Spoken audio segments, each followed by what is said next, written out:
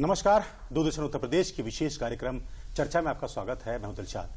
हमारे उत्तर प्रदेश में एक बात खूब कही जाती है कि उम्मीद पर दुनिया कायम है। अब दुनिया उम्मीद पर कितनी कायम है ये तो हम नहीं जानते, लेकिन उत्तर प्रदेश में जो विधानसभा चुनाव चल रहे हैं वो उम्मीद पर जरूर कायम है। उम्मीद राजनीतिक दलों को जनता से और जनता को राजनीतिक दलों से, प्रत्याशियों से, और इन दोनों की और हम सब की उम्मीद चुनाव आयोग से। मतलब वो टीम जिसके ऊपर निष्पक्ष और स्वतंत्र चुनाव कराने की उम्मीदें सबकी लगी होती हैं। इतिहास गवाह है, चुनाव दर चुनाव भारत निर्वाचन आयोग ने जो चुनाव सुधार किए और जो नई नई मिसाइलें कायम की, वो ऐसी नई मिसाइलें कायम हुई कि विदेश से दूसरे देशों को लोग भारत के अंदर आकर इस बात का रिसर्च करते हैं, इस बात की पड़ताल करते हैं कैसे चुनाव यहां संपन्न कराए जाते हैं। बहरहाल उत्तर प्रदेश विधानसभा के 2 चरण के चुनाव हो चुके हैं और आपको हम बता दें कि आपको लगातार आपकी भ्रांतियां, जिज्ञासाएं, शंकाएं दूर करने के लिए मुख्य निर्वाचन आयुक्त से लेकर अपर मुख्य निर्वाचन आयुक्त तक को आपसे रूबरू कराते रहे हैं समय समय पर। और आज भी आपकी जिज्ञासाएं, सवाल, भ्रांतियां, इन सबको सवालों के रूप में जो हम लेकर जिस शख्स के सामने प्रस्तुत होने जा रहे हैं वो कोई और नहीं बल्कि उत्तर प्रदेश के आपके संयुक्त मुख्य निर्वाचन अधिकारी केशव कुमार जी जो स्टूडियो में हमारे साथ मौजूद हैं। आज उन्हीं के सामने हम सारे सवालों को लेकर आपके सामने मौजूद होंगे। इसके अलावा आपके जाने पहचाने वरिष्ठ पत्रकार राघवेंद्र प्रताप सिंह हमारे साथ मौजूद रहेंगे। चूंकि आज की जो चर्चा है वो खास विषय पर है, इसीलिए हमारे साथ जो खास मेहमान हैं हम सीधे उनका रुख करते हैं। केशव जी बगैर किसी लाग लपेट के सीधे आपके पास आते हैं। सबसे पहले तो आप हमको ये बताइए कि जो 2 चरण के चुनाव हो चुके हैं उसमें आप क्या कुछ अनुभव आपका रहा, कैसा देख रहे हैं, क्या आपकी अपेक्षाएं और आपकी उम्मीदों के मुताबिक चुनाव में सब कुछ सामान्य चल रहा है? भारत निर्वाचन आयोग की सबसे पहली प्राथमिकता होती है कि चुनाव निष्पक्ष हो और शांतिपूर्ण हो, और कोई भी मतदाता जो है वो अपने मताधिकार का इस्तेमाल जो करे वो बिना किसी भय के, बिना किसी प्रलोभन के, बिना किसी लालच के करे। तो इन जो कसौटियों पर अभी तक हम खरे उतरने में लगभग सफल हो गए हैं, काफी हद तक सफल हुए हैं। दूसरा, ज्यादा से ज्यादा मतदान प्रतिशत को बढ़ाना, ये भी एक बहुत इंपॉर्टेंट टारगेट रहा है भारत निर्वाचन आयोग का शुरू से। तो इसमें हम पहले 2 चरणों में कह सकते हैं कि हम प्रथम श्रेणी से पास हुए हैं। दोनों चरणों में हम 60% से ऊपर हमने मतदान का प्रतिशत पहुंचाया है, और आगे के चरणों में हमें उम्मीद है, अभी जो 5 चरण बाकी हैं, कि इसमें हम टारगेट करेंगे कि 65% और 70% के बीच कम से कम हम पहुंचे, ताकि ज्यादा से ज्यादा लोगों की सहभागिता सुनिश्चित हो और हमारा जो जनप्रतिनिधि चुना जाए वो ज्यादा से ज्यादा लोगों का प्रतिनिधित्व करने वाला व्यक्ति हो। ठीक, अच्छी बात है। और शुरुआत में हम चाहते हैं, क्योंकि जो बातें आपने कही वो आपकी नजर है, लेकिन जो लोग जमीन पर नजर बनाते हैं वो होते हैं हमारे जमीनी पत्रकार। हमारे साथ में जो पत्रकार मौजूद हैं वो किसी राघवेंद्र जी, वो किसी परिचय के मुताज नहीं, हम सीधे उनके पास आते हैं और उनसे ये बात समझने की कोशिश करते हैं कि अगर आप हमें समझा पाएं आपके हिसाब से जितना अभी तक चुनाव बीता है, क्या उसको आप क्या देखते हैं, और जो नए प्रयोग चुनाव आयोग ने किए हों, शुरुआत में अगर आप जल्दी से बता पाएं, जो नई शुरुआतें की हों, जो नई चीज आपको दिखाई पड़ रही हो, जिसने कुछ असर डाला हो, कुछ नई चीजें हमें दिखाई हों। देखिए, नई चीजें निर्वाचन आयोग की तरफ से ये देखने को मिली कि कोरोना काल में, कालखंड के बाद से पहला चुनाव था विधानसभा का, तो पर्याप्त सैनिटाइज की व्यवस्था, मास्क की व्यवस्था, या मतदाताओं को कम संख्या में एक जगह इकट्ठा होने की व्यवस्था, एक जगह मास गैदरिंग नहीं होने देने की व्यवस्था, ये निर्वाचन आयोग की व्यवस्था बहुत ही सराहनीय रही। दूसरा, निर्वाचन आयोग की सफलता, इस बात पे हम जरूर फोकस करेंगे कि कहीं कोई अप्रिय घटना नहीं घटी, कि कहीं गोली चली हो, कहीं लाठी चली हो, या वोट देने के लिए आपस में 2 पक्षों में लड़ाई हो गई हो, ये घटनाएं देखने को नहीं मिली। राघवेंद्र जी, हम आपको रोक के एक बार आपका नाम जरा दोहरा देना चाहते हैं, क्योंकि हम एक बार बता दें कि आप वरिष्ठ पत्रकार राघवेंद्र प्रताप सिंह हैं, वरिष्ठ पत्रकार जो हमारे साथ हैं और हमारे इस सवाल का जवाब दे रहे हैं, क्या कुछ उन्होंने नया देखा। आप अपनी बात पूरी कीजिए। जी, तो सबसे बड़ी सफलता निर्वाचन आयोग की इस बार ये देखने को मिली कि कहीं न कहीं से कोई अप्रिय घटनाएं, कोई वारदात नहीं घटने दिया और सब पे निगाह बनाए रखी, और प्रॉपर ये लोग अपना सेल बनाकर निगरानी लखनऊ से भी पूरे प्रदेश में अन्य अधिकारियों के थ्रू, कर्मचारियों के थ्रू निगाहें अपनी बनाए हुए हैं। और ये बहुत ही सराहनीय एक प्रयास दिख रहा है निर्वाचन आयोग का कि हर घटनाओं पे अंकुश लगाना में अभी तक कामयाब है। हाँ, इतना मैं जरूर कहूंगा कि निर्वाचन आयोग को और मजबूत करने की जरूरत है। जितना मजबूत हो जाए लोकतंत्र के लिए उतना सही रहेगा। जैसे एन चुनाव के पहले नेता पार्टियां छोड़कर, विचारधारा छोड़कर 5 साल मंत्री रहने के बाद दूसरे दलों में जो जाते हैं, उन सब पे भी निर्वाचन आयोग को एक अधिकार देने की जरूरत है कि वो उस पर कैसे विराम लगाए जिससे कि दल बदल चुनाव के समय न हो ठीक है, और लोकतंत्र का लोक बचा रहे। राघवेंद्र जी बिल्कुल, अभी हम आते हैं, चूंकि हमारे पास समय पर कम रहता है और बड़ी मुश्किल से इतनी व्यस्तताओं में केशव जी समय निकाल के आए हैं, तो हम भी जब लौटेंगे तो आप सारे सवाल रखिए और वो जवाब भी देंगे। लेकिन केशव जी, अगर हम ये बात करेंगे चुनाव प्रचार की जो शैली पूरी बदली है, खासकर कोविड के चलते हुए, तो शुरुआत में अगर आप बता पाएं कि बदली हुई शैली में क्या कुछ चुनौतियों का सामना करना पड़ रहा है, और जो बातें अभी उठाई हैं हमारे वरिष्ठ पत्रकार ने राघवेंद्र जी ने, उन पे अगर आप कुछ कहना चाहें तो। हाँ, सबसे पहले तो राघवेंद्र जी ने इलेक्शन कमीशन को शांतिपूर्ण 2 चरणों के लिए साधुवाद दिया है, तो इससे मैं भी सहमत हूं और मैंने पहले भी अपनी बात में कही थी। और जहां तक कोविड रिस्ट्रिक्शंस के कारण जो चुनाव प्रचार में तब्दीली आई है, 8 जनवरी को देखिए भारत निर्वाचन आयोग द्वारा इलेक्शन की घोषणा की गई थी और उसी दिन से मॉडल कोड ऑफ कंडक्ट, आदर्श आचार संहिता जिसे हम कहते हैं, वो लागू हो गई थी। तमाम तरह के रिस्ट्रिक्शंस भारत निर्वाचन आयोग द्वारा लगाए गए थे कि इतने से ज्यादा लोगों की भीड़ नहीं होगी, इतने से ज्यादा लोगों का पदयात्रा नहीं होगी, डोर टू डोर कैंपेन नहीं होगा। इस वजह से राजनीतिक दलों ने, कैंडिडेट्स ने भी नए नए तरीकों से सोशल मीडिया को ज्यादा यूज करना और इनोवेटिव तरीके से, जैसे वीडियो वैन्स वगैरह का इस्तेमाल किया गया, तो इससे प्रचार में तब्दीली आई है। पहला चरण 10 फरवरी को समाप्त हो गया हमारा, तो पहले चरण में तो मास गैदरिंग बहुत नहीं हो पाई। अब चूंकि कोविड की सिचुएशन में हम सभी जानते हैं कि काफी सुधार हुआ है, तो आयोग द्वारा भी समय समय पर जो रिस्ट्रिक्शंस लगाए गए थे चुनाव में प्रचार के संबंध में, उनको काफी ढील दे दी गई है। अब गाड़ियों के थोड़े से उसमें भी ढील दी गई है और रैलियों के साइज में ढील दी गई है कि खुले मैदान में उसकी क्षमता का 50% से आसपास लोग जमा हो सकते हैं और डोर टू डोर प्रचार में 20 लोग प्रत्याशी के साथ रह सकते हैं। इस तरह से तमाम ढील, और आगे भी इलेक्शन कमीशन हर सप्ताह कोविड के मद्देनजर इसकी समीक्षा करके अपने निर्देश जारी करते रहते हैं। तो राघवेंद्र जी, अगर जो सवाल आप उठा रहे थे हम उनको लेकर अभी आएंगे, और वो चीजें जो हैं वो ऐसी हैं कि जब हम चर्चा के बीच में आ जाएंगे तो वो बातें आनी है। लेकिन एक चीज जो है, कई तरह की भ्रांतियां जिसको लेकर खास हम आज का कार्यक्रम करना चाहते थे। 2 चरण बीत चुके हैं, अभी चरण बाकी हैं। जो भ्रांतियां आपको लगती हैं, किस तरह की भ्रांतियां आपको जमीन पर दिखाई पड़ती, जो आम लोगों के मन में होती हैं और जो वो पूछना चाहते हैं, तो जरा आप उसको हाईलाइट कर दीजिए, तो वो सवाल के रूप में हम लेके आ जाएंगे।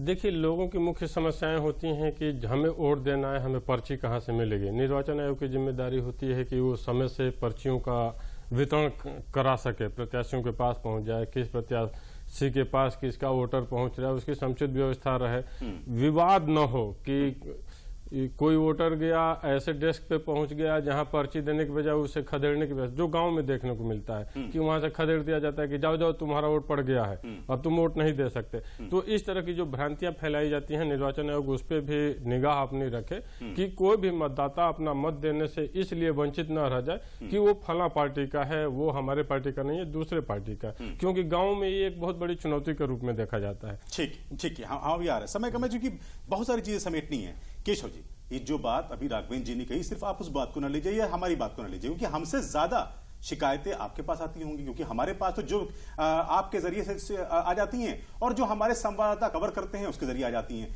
आप पूरा समय लीजिए और बताइए किस तरह की भ्रांतियां और किस तरह की शंकाएं लोगों के मन में आती हैं, जो आपके पास शिकायतें आती हैं, और क्या कुछ कर रहे हैं आप उनके लिए।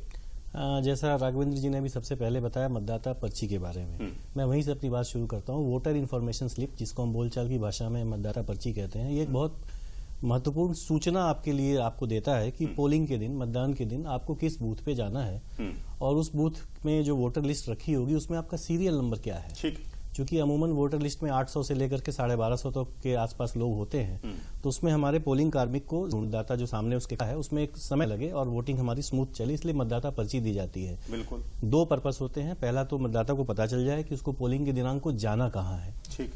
दूसरा कि उस बूथ पे पहुंचने के बाद पोलिंग ऑफिसर को उसका नाम वोटर लिस्ट में ढूंढने में आसानी हो। ठीक। तो ये काम बहुत पहले अभी भी होता है थोड़ा बहुत, राजनीतिक दल के लोगों द्वारा घर घर पर्चियां पहुंचाई जाती थी, अगर आपको याद हो पुराने चुनाव में। तो इसी को देखते हुए मतदाताओं की सुविधा के लिए भारत निर्वाचन आयोग ने कहा कि क्यों ना ये काम हम अपने स्तर से करना शुरू करें। तो इसकी शुरुआत इस तरह से हुई। पहले ये मतदाता पर्ची फोटो युक्त हुआ करती थी, तो इस बार के इलेक्शन में फोटो हटा दी गई है। केवल उसमें सारी सूचनाएं होंगी कि आपका नाम ये है, आपका बूथ ये है, आपका पोलिंग का दिनांक ये है, समय ये है, सवेरे 7 बजे से शाम 6 बजे तक है, आपका स्कूल का पता ये है, मतदान केंद्र का पता ये है, उसमें आपका बूथ नंबर और उसका सीरियल नंबर आपका ये है उसमें वोटर लिस्ट में। तो ये पर्ची जो है, जो निर्देश है आयोग के कि पोलिंग से 5 दिन पहले तक प्रत्येक मतदाता के घर तक बीएलओ द्वारा पहुंचाई जानी चाहिए। हम आपकी बात से सहमत भी हैं कि कहीं कभी कभी इस समय सीमा का हम पालन नहीं कर पाते हैं, सभी को मिल नहीं पाती हैं या सभी तक हम पहुंच नहीं पाते हैं तमाम कारणों की वजह से। तो इसमें निर्देश ये हैं कि जो बच जाती हैं मतदाता पर्चियां, उनको लेकर के पोलिंग के दिन, मतदान के दिन बीएलओ बूथ पर मौजूद रहेंगे बची हुई मतदाता पर्चियों को लेकर के। और इससे जुड़ी हुई दूसरी भ्रांति एक ये है कि भले ही अगर आपको मतदाता पर्ची न मिली हो किसी भी कारण से, तब भी आप बिल्कुल आराम से अपना वोट दे सकते हैं। मतदाता पर्ची वोट देने के लिए आवश्यक दस्तावेज नहीं है। ठीक, इस बात को जरा से हम दोहरा लें और आप जरा से कुछ साफ भी कर दीजिए। मतलब अगर हमारे पास हमें वोट देने जाना है, हमारे पास किसी राजनीतिक दल ने या किसी ने या चुनाव आयोग से भी मेरे पास मतदाता पर्ची नहीं है, हम वोट देने जा रहे हैं, तो हमारे लिए वो आवश्यक नहीं का क्या मतलब है? मतलब हमको क्या लेके जाना है कि हमारा वोट पड़ जाएगा? यस, ये आपका दूसरा इंपॉर्टेंट इससे जुड़ा हुआ ही सवाल था, इसका मैं विस्तार से जवाब दूंगा। मत देने के लिए, वोट देने के लिए सबसे इंपॉर्टेंट जो क्राइटेरिया है, जो पैमाना है, वो है कि मतदाता सूची में आपका नाम होना चाहिए। अच्छा, मतदाता सूची में, वोटर लिस्ट में अगर आपका नाम नहीं है तो आप किसी भी तरीके से आप पोलिंग मतदान के दिनांक को वोट नहीं दे पाएंगे, आपको निराश होना पड़ेगा। ठीक। लेकिन अगर मतदाता सूची में आपका नाम है, आपके पास मतदाता पर्ची किसी कारण से नहीं पहुंची है, या आपके पास वोटर आई कार्ड भी नहीं है, जिसे हम बोलचाल की भाषा में इपिक कहते हैं, electoral photo identity card, EPIC Bharat निर्वाचन आयोग की टर्मिनोलॉजी है, मतदाता पहचान पत्र जिसे हम कहते हैं, वो भी नहीं है, तो भारत निर्वाचन आयोग द्वारा 12 विकल्प दिए गए हैं जी, जिसका इस्तेमाल करके कोई भी मतदाता बूथ पर जाकर के अपना वोट दे सकता है। वो 12 विकल्प ऐसे हैं कि उसमें से कोई ना कोई हिंदुस्तान के हर जागरूक नागरिक के पास, 18 साल से जो ऊपर है, जो मतदाता है, उनके पास अवश्य होगा। जब से सबसे पहला है आधार कार्ड, दूसरा पैन कार्ड, तीसरा पासपोर्ट, चौथा बैंक या डाकघर का जो आपका खाता है उसकी पासबुक, उसके बाद अगर आप नरेगा मजदूर हैं ग्रामीण तो आपका जॉब कार्ड, उसके अलावा आपके पास हेल्थ का स्मार्ट कार्ड है, हेल्थ स्वास्थ्य बीमा कार्ड, वो चलता है। उसके अलावा आपके पास किसी सार्वजनिक उपक्रम का अगर आपके पास आई कार्ड है, सरकारी किसी दफ्तर का वोट हुई तो आई कार्ड, वो भी चल सकता है। इसके अलावा भी और 2-3 दस्तावेज हैं, मैं अभी पूरा रिकॉल नहीं कर पा रहा हूं। तो ये 12 विकल्प आपके पास हैं। इन सबको हम लोग बार बार न्यूज़पेपर्स में पब्लिश कराते हैं, यहां भी हम लोग निकलवा चुके हैं और हर जिले में निकल रहा है कि अगर आपके पास वोटर आई कार्ड ना हो और पर्ची भी किसी कारण से ना, पहले तो पर्ची पहुंचाना हमारी जिम्मेदारी है, अगर ना पहुंचे तो उसकी एक सेकंड कॉपी बूथ पे उपलब्ध रहेगी, तब भी नहीं ओवर होता है, और वोटर आई कार्ड नहीं है तब भी आपके पास 12 विकल्प है। The only problem is, the only condition is, आपका नाम वोटर लिस्ट में होना बहुत जरूरी है, उसके बिना कुछ नहीं हो पाएगा। बहुत सरल शब्दों में आपने समझा दिया कि अगर हमारा नाम मतदाता सूची में है, इतने विकल्प हैं, 12 विकल्प बताए, और उन विकल्पों को हम बताते रहते हैं, समाचारों में भी तमाम जरिए से आते रहते हैं। हम चर्चा को जारी रखेंगे, यहाँ पे छोटे से विराम के लिए रुकना पड़ रहा है, यहाँ पे रुक रहे हैं छोटे से विराम के लिए। भाजपा का संकल्प है, युवाओं को सक्षम बनाएगी सरकार, मिलेगा 2 करोड़ टैबलेट्स या स्मार्टफोन का उपहार। फिर से कमल का बटन दबाएं, भाजपा को जिताएं।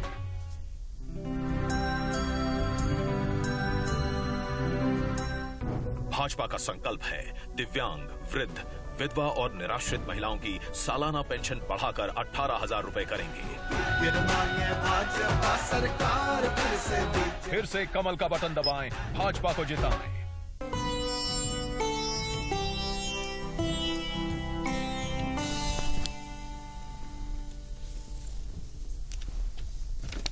भाजपा का संकल्प है, उज्ज्वला लाभार्थियों की होली दिवाली मुफ्त सिलेंडर वाली। फिर से कमल का बटन दबाएं, भाजपा को जिताएं। विराम के बाद आपका एक बार फिर से स्वागत है। हम लगातार जो बात कर रहे हैं आपके सामने है, हमारे साथ में जो हमने आपका परिचय कराया था, संयुक्त मुख्य निर्वाचन अधिकारी केशव कुमार जी हमारे साथ मौजूद हैं। लगातार उनसे हम बातचीत कर रहे हैं और वो बहुत कुछ बताना चाह भी रहे हैं। और केशव जी, आपको हम साफ बता दें कि आप जो कुछ भी कहना चाहते हैं बिल्कुल आप अपनी तरफ से कह सकते हैं, पूरा समय हमने आपको दिया है। लेकिन अब चूंकि क्रम चल रहा है तो हम चाहते हैं कि राघवेंद्र जी के पास चलें। और राघवेंद्र जी, एक जो बात सबसे बड़ी सामने आ रही है इस वक्त, जो हमारे लिए सबसे अच्छी भी है, सुलभ भी है, आसान भी है, जो सोशल मीडिया का प्लेटफॉर्म को मिला है, वो चुनौतियां भी क्या हमको पेश कर रहा है? अगर आप शुरू में रेखांकित करें तो हम आगे बढ़ें। वो क्या कुछ चुनौतियां भी दे रहा है हमें? देखिए, सबसे बड़ी चुनौती ये है कि फेसबुक हो या ट्विटर हो या इंस्टाग्राम हो या कू हो, ये जितने सोशल मीडिया के प्लेटफॉर्म हैं, ये निगरानी के दायरे में नहीं है। हम कुछ भी फेंक भी डाल देते हैं कि फलाने जगह ये घटना घट गई, या किसी की इमेज मैनिपुलेटेड डाल देते हैं, तो वो एक भ्रम फैलाने का काम कर रहा है ये प्लेटफॉर्म। उस पर निगरानी करने की जरूरत है और उस पर व्यापक सरकार को, केंद्र सरकार को एक नियम लाना चाहिए कि सोशल मीडिया पे जितने भी चीज चल रही हैं उस पर एक गवर्निंग होनी चाहिए। दूसरा एक इम्पोर्टेंट पॉइंट मैं जोड़ना चाहता हूँ वेस्ट यूपी को लेकर के। मतदान के समय कुछ बुर्का पहने, हिजाब कहिए या बुर्का पहनिए, पहचान मांगने पर पीठासीन अधिकारियों द्वारा पहचान नहीं दिखाया गया चेहरा, उस पे निर्वाचन आयोग को संज्ञान लेना चाहिए कि अगर पहचान मांगा जा रहा है कि चेहरा दिखाइए, तो आपकी जो आइडेंटिटी है तभी क्लियर होगी जब आपका चेहरा पीठासीन अधिकारी या जो भी वहां पे मौजूद है अधिकारी देखेगा। तो इस पे एक नियम बनाने की जरूरत है कि पहचान जब भी मांगा जाए किसी भी मतदाता से कि नहीं आप चेहरा दिखाइए, आपकी आइडेंटिटी से क्लियर करना है कि आप ही हो या नहीं हो, तो जरूर वो दिखाया जाए। जरूर दिखाए, जो कि ये दरअसल ये लोकतंत्र का महापर्व ऐसे ही नहीं, इसे लोकतंत्र का महापर्व कहते हैं। हम सबकी सहभागिता है। सीधे आपके पास आते हैं केशव जी, जो सवाल राघवेंद्र जी ने उठाया है उसको भी आप बताइए, हिजाब या जो भी वो बात कर रहे हैं उसको बताइए। लेकिन एक बात जो सीधी सी बात ये है कि सोशल मीडिया के प्लेटफॉर्म के दुरुपयोग की बात आ रही है। आपराधिक पृष्ठभूमि के जो लोग हैं उनकी पहचान आखिर हम कैसे करें? मैं सबसे पहले राघवेंद्र जी ने जो बताया उसके बारे में थोड़ा सा इनपुट दे दूं। जिन बूथों पे महिला मतदाताओं की या पर्दा नशीन मतदाताओं की अधिकता होती है, वेस्ट यूपी का जैसे आपने एग्जांपल दिया, उसके बारे में आयोग के पहले से ही इंस्ट्रक्शंस हैं कि ऐसे बूथों को पर्दा नशीन बूथ के रूप में चिन्हित किया जाता है, वोटर लिस्ट के आधार पर उनको चिन्हित किया जाता है। और ऐसे बूथों में जो पोलिंग पार्टी जाती है उसमें एक महिला मतदान कर्मी मैंडेटरी है, आवश्यक है, उनमें एक महिला मतदान कर्मी होती है। और उनके लिए एक निर्देश और है कि उनको एक छोटा सा इनक्लोजर बनाना होता है कपड़े से या किसी और तरीके से ढक करके, जहां वो उनकी पहचान बुर्का या हिजाब के बावजूद भी उनकी प्राइवेसी को, उनकी डिग्निटी को उनको ध्यान में रखते हुए उनका पहचान उनकी सुनिश्चित करेंगी, उसके बाद ही वो मत देने के लिए अंदर आएंगी। तो ये प्रोविजन ऑलरेडी है पर्दा नशीन बूथ के नाम से, इसका पालन किया जाता है और इसमें इसीलिए महिला कार्मिक की एक मैंडेटरी है ऐसे बूथों पे। दूसरा पॉइंट आपका सोशल मीडिया को लेकर था, दैट इज वेरी वैलिड। ये थोड़ा सा ऐसा मीडियम है जो हम सभी के लिए अभी बहुत पुराना तो नहीं हुआ है, अभी नया सा ही है। इसकी मॉनिटरिंग के लिए भी तमाम तरह के मैकेनिज्म अभी धीरे धीरे आ रहे हैं।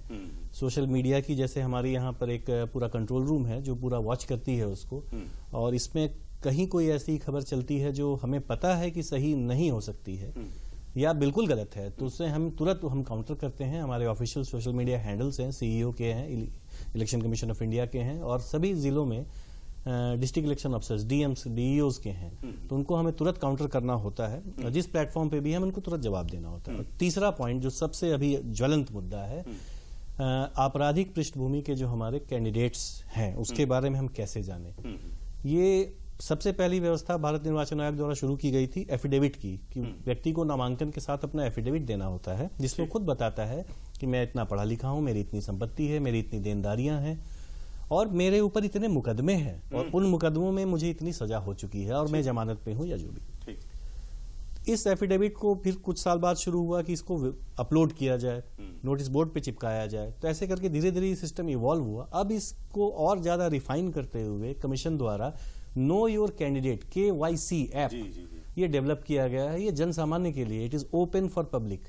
इसको आप डाउनलोड करें अपने मोबाइल पे, ये फ्रीली अवेलेबल है, ऐप स्टोर और गूगल प्ले पे अवेलेबल है। आप उसमें अपनी विधानसभा डालें, अपने जिले का नाम डालें, आपके जितने कैंडिडेट्स हैं जिन्होंने अपना नामांकन किया है, पर्चा भरा है, उनका पूरा कच्चा चिट्ठा आपके सामने आपके मोबाइल पे खुल जाएगा। तो ये मैं आपके मंच से अपील करना चाहूंगा कि KYC नो योर कैंडिडेट का आप इस्तेमाल करें। और कैंडिडेट्स के लिए भी निर्देश है कि अपनी आपराधिक पृष्ठभूमि को वो एफिडेविट के साथ साथ ही टीवी पे कम से कम 7 सेकंड की विजुअल के रूप में चलाएंगे। न्यूज़पेपर में उनको 3 बार देना है after last date of nomination till polling. उस 14 दिन की जो अवधि होती है उसमें 3 बार उनको न्यूज़पेपर में निकलवाना है, मिनिमम 3 बार उनको लोकल टीवी चैनल्स में निकलवाना है। और अगर राजनीतिक दल है जिन्होंने ऐसे कैंडिडेट्स को खड़ा किया है तो उनको एक फॉर्मेट है C7 जिसमें उनको कारण बताना पड़ता है कि हमने आपराधिक पृष्ठभूमि के बावजूद इनको क्यों चुना और इनके अलावा हमें और कोई दूसरा क्यों नहीं मिला। तो ये और ज्यादा स्ट्रिक्ट किया जा रहा है। ऑनरेबल सुप्रीम कोर्ट के डायरेक्शंस पे ये कार्रवाई हो रही है। और ये भी बता दूं कि जो इनमें नहीं कर पा रहे हैं उनमें कंटेम्प्ट भी होगा। ठीक है, ये तो चुनाव सुधार के लगातार कार्यक्रम है। हम आप ही के पास रहते हैं, राघवेंद्र जी माफी के साथ के साथ रहते हैं, क्योंकि एक बहुत इंपॉर्टेंट सवाल छूट रहा है। एक बात आमतौर पर कही जाती है कि मशीनों के बारे में कि हम बटन कोई दबा रहे हैं और वोट पार्टी विशेष को जा रहा है। इसमें कितनी सच्चाई है, ये कितनी भ्रांति है, जल्दी से बताइए।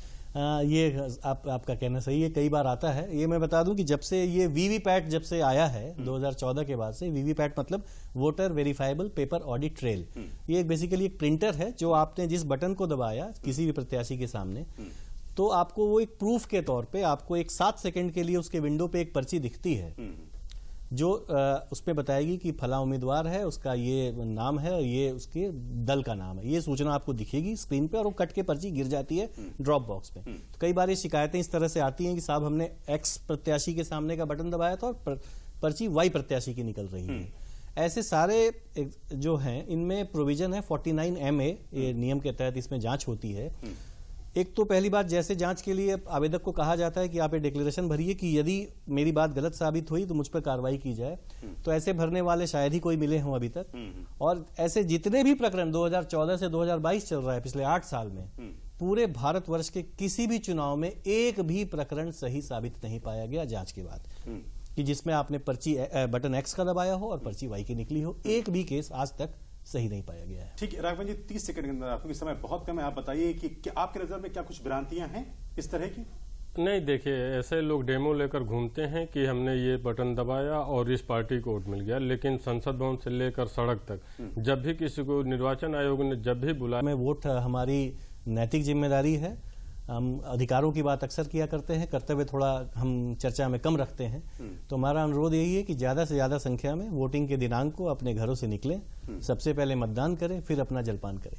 फिर अपना जलपान करें, जो आप लगातार कहते चले आ रहे हैं। और दरअसल यही बात हकीकत भी है कि हम आज आपसे ये भी नहीं कहेंगे कि आप अपने मताधिकार का प्रयोग करें, जो कि केशव कुमार जी ने इतनी बड़ी बात कही, वो आप सब जानते हैं। इसे जिम्मेदारी समझिए, जैसे जिम्मेदारी पे आपने निभाते हुए अपनी बारी आने पे कोविड का टीका लगवाया, वही जिम्मेदारी निभाते हुए अपनी बारी आने पर मतदान करिए। और दोहरी जिम्मेदारी, एक जिम्मेदारी मत का प्रयोग कीजिए, दूसरी जिम्मेदारी एक और है, वो ये कि बगैर किसी भ्रांति और किसी शक शुबे की पूरी उम्मीद और पूरा भरोसा चुनाव आयोग पर, सिस्टम पर रखते हुए अपने मताधिकार का प्रयोग करिए।